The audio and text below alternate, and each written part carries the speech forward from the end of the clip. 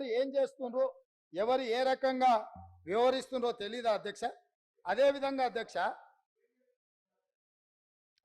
అధ్యక్ష RTC bus మహిళల గురించి వీళ్ళు మాట్లాడుతున్నది, వాళ్ళకు నష్టం జరిగింది, ఆటో డ్రైవర్లు అని. ఒక ఆయన ఆటో రాముడు కృష్ణానగర్లో మొత్తం సినిమాకి సంబంధించిన వాళ్ళే ఉంటారు. సురభి నాటకాలు వేసేవాళ్ళు, సినిమాలో చిత్రసీమలో ఎక్స్ట్రా క్యారెక్టర్స్ అంటారు, ఏమంటారు వాళ్ళను? ఎక్స్ట్రా అంటే ఎక్స్ట్రా ఆర్టిస్ట్ అంటే ఏమంటారు? సిఎంఆర్ ఫ్యామిలీ మాల్ ఇప్పుడు మన కేపీహెచ్బీలో ఫిబ్రవరి 10వ తేదీన ప్రముఖ నటి శ్రీలీల గారిచే ఘన ప్రారంభం. జూనియర్ ఆర్టిస్టులు కృష్ణానగర్లు ఉంటారు.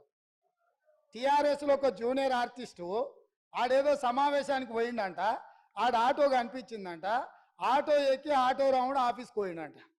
మళ్ళీ దాంట్లో మాత్రము లోపల కెమెరా పెట్టిరు అధ్యక్ష, ఆయన ఎక్కింది దిగింది షూటింగులు చేయడానికి. ఏంది అధ్యక్ష ఈ డ్రామా? ఏంది డ్రామా? ఏంది ఇది? మేము ఈ తెలంగాణ సమాజంలో ఉన్న ఆడబిడ్డల్ని హక్కున చేర్చుకోవాలన్న ఆలోచనతోని, ఒక మంచి ఆలోచనతోటి ఆర్టీసీ బస్సుల్లో ఆడబిడ్డలకు మేము ఉచిత ప్రయాణం కల్పించినాం. 2014 నుంచి 2019 వరకు మంత్రివర్గంలో ఒక్క ఆడబిడ్డ కూడా మీరు మంత్రి పదవి ఇవ్వకపోయినా, అక్కడ ఉన్న వాళ్ళు ఏ రోజు కూడా ఒక్క ఆడబిడ్డ కూడా మంత్రి పదవి ఎందుకు ఇవ్వలేదు సార్ అని అడిగిన వాళ్ళు కాదు పాపం. ఎందుకంటే అడిగేంత సాహసం చేస్తే వాళ్ళకు ఆ ఉండే ఉద్యోగం కూడా ఉండదన్న సంగతి వాళ్ళకి తెలుసు. కాబట్టి వాళ్ళు మంత్రి పదవులు ఇవ్వకపోయినా కోట్లాది మంది ఆడబిడ్డలకు మా పొన్నం ప్రభాకర్ గారు మేము మొదలుపెట్టిన బస్సు ప్రయాణాన్ని టోటల్గా ఆడబిడ్డలందరికీ కూడా చెప్పి ఉచితంగా బస్సు ప్రయాణం ఇస్తే దాదాపుగా అధ్యక్ష ఇప్పటి వరకు 15,21,00,000 ప్రయాణాలు ఆడబిడ్డలు ఉపయోగించుకుంటూ 535.52 కోట్ల రూపాయలు ఇప్పటివరకు ప్రభుత్వం ఆడబిడ్డల కోసం ఖర్చు పెట్టింది అధ్యక్ష. ఒక మంచి పని చేసినప్పుడు అభినందించడానికి నోరు రాకపోయినా ఆ నిర్ణయాన్ని వ్యతిరేకించుకుంటూ నిరసన తెలుపుతూ ఒక ఆటోని తీసుకొచ్చి అక్కడ తగలబెట్టింది అధ్యక్ష.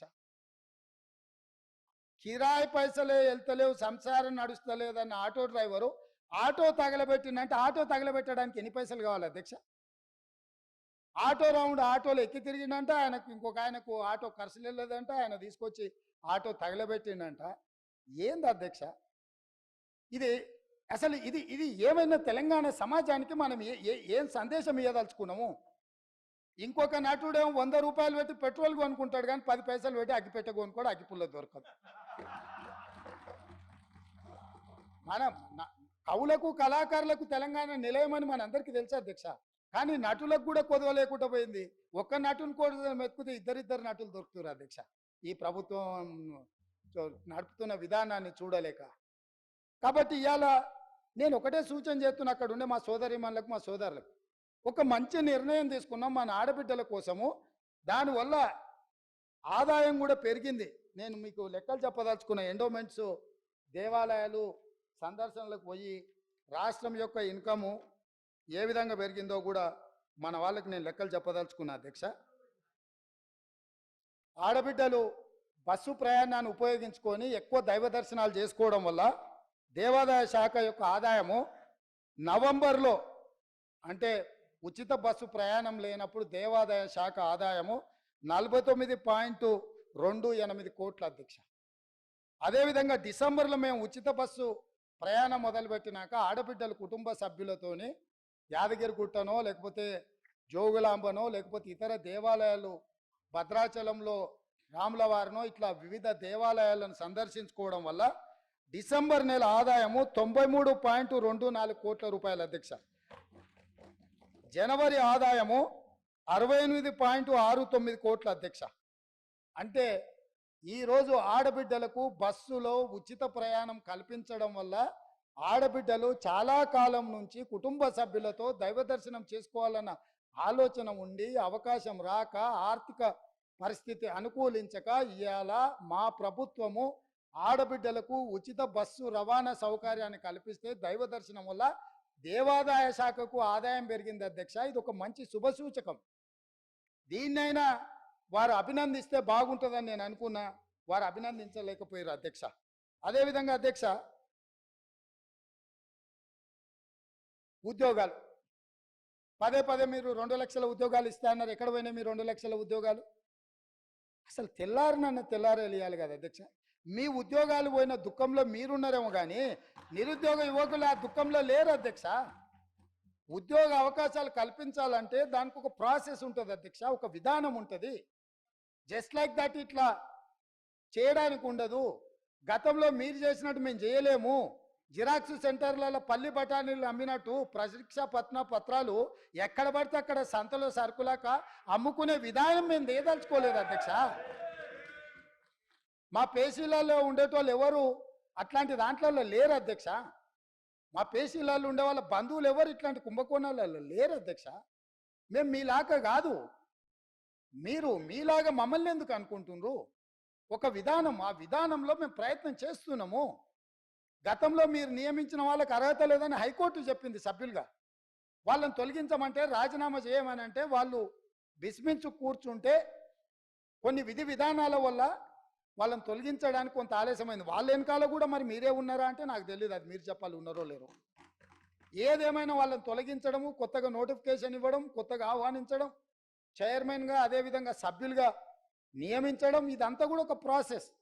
ఇదే కాకుండా గతంలో ఇచ్చిన నోటిఫికేషన్లకు కూడా ఎంతసేపు మీ ఉద్యోగాలను రెన్యువల్ చేసుకోవాలన్న ఆలోచనలో పడి ఆ తాపత్రయంలో మీరు వాళ్ళ ఉద్యోగ నియామకాలు చేపట్టకపోవడం వల్ల వైద్య ఆరోగ్య శాఖలో మీరు నియామకాలు చేపట్టకుండా వదిలేస్తే మేము వచ్చి ఆ సమస్యలు పరిష్కరించి పెద్దలు దామోదర్ రాజనరసింహ గారు మొట్టమొదట ఆ కార్యక్రమాన్ని చేపట్టి 6,956 స్టాఫ్ నర్సు ఉద్యోగాలు ఎల్బీ స్టేడియంలో నియామక పత్రాలు వాళ్ళకి అందజేసినాం అధ్యక్ష. ఇది మా చిత్తశుద్ధి. అదేవిధంగా మొన్నటికి మొన్న సింగరేణి బొగ్గు గని కార్మిక సంఘంలో 2 సార్లు వాళ్ళే అధికారిక కార్మిక సంఘంగా ఎన్నికైనరు. కానీ ఏనాడు ఆ కార్మికుల బాగుల గురించి ఆలోచన చేయలే. అందులో కూడా ప్రశ్నాపత్రాలల్లా అదేవిధంగా ఇచ్చిన టెండర్లలో ఏం జరిగిందో భవిష్యత్తులో తేలుతుంది. కారుణ్య నియామకాలు కూడా చేపట్టలే. వాళ్ళ ఇంట్లో మాత్రం 4 ఉద్యోగాలు కారుణ్య నియామకాలు చేపట్టారు. వాళ్ళు ఉద్యోగాలతో ఉంటూనే ఉంటారు, రెన్యువల్స్ మీద రెన్యువల్స్ ఎక్స్పెక్ట్ చేస్తూనే ఉన్నారు. ఎంబడే మా బట్టి విక్రమార్క గారు ఆ కారుణ్య నియామకాల విషయంలో స్పష్టమైన నిర్ణయం తీసుకొని